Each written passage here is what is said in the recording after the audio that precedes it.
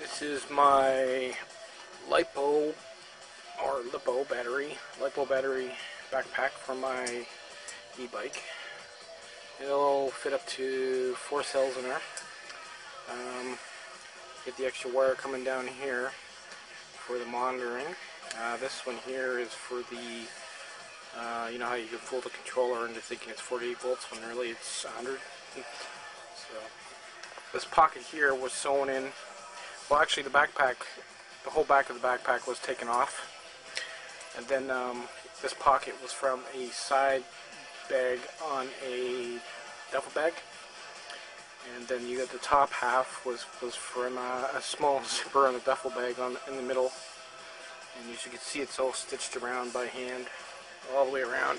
Extra stitching so it doesn't fall apart on the road. And then we got the wire coming around here. It's braided, as you can see. And then down here we have the voltage monitor. I've already come back from a ride, so I had to set it up so the alarm will go off if it drops to, I usually don't go past 370 or 360, so, but yeah, you plug this into the controller on the bike. This is your negative and positive, and then this is your positive for the, that's the folded controller. I'm thinking it's 48 volts, because I use a cheap generic controller, which I'm really enjoying.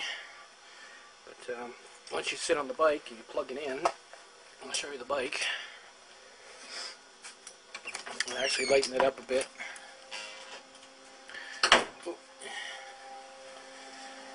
Okay, we're in the shop. For now I mothballed the flying space heater. It was a little heavy. So, well, I'm gonna rebuild it, but I'm gonna build it for distance, not speed, because it's a little heavy for speed. This is what I managed to come up with. As you can see, I double disc brakes. It's the 660 aluminum. This thing goes like a cut cat.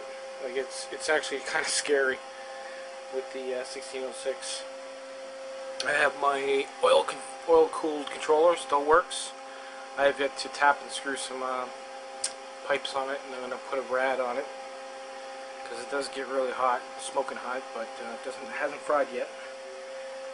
I had to modify the back of this suspension, this bike, because it doesn't have rear suspension, and didn't even have dropouts for the rear brake. So you can see I had to tap and drill bolts to hold that bracket on. And then on the very bottom, I have the ebikekits.com torque arm.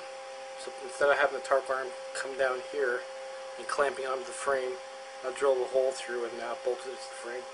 Hasn't moved. I've done wheelies on this. I haven't had the wheels even show any signs of spinning out, so that's my recent build. I still got to put lights and crap on it, but that thing is fast. I half throttle, I'm faster than most traffic, so it's the fastest bike I've ever built. It's crazy. I'm not even going to attempt to try and put this camera on it and show you, give a ride of it, which I want to do because it's just so freaking fast that this camera fell off, it would just disintegrate.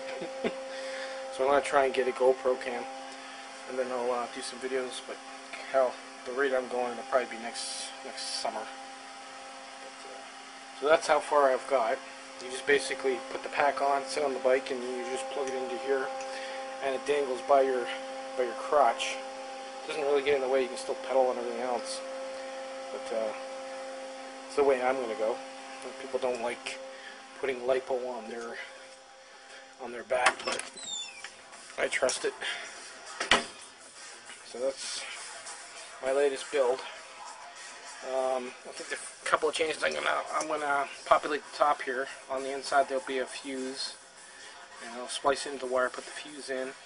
I'm also thinking of I'm gonna make a harness and get into here, like a cut into here, and it'll have a switch. But that's to come.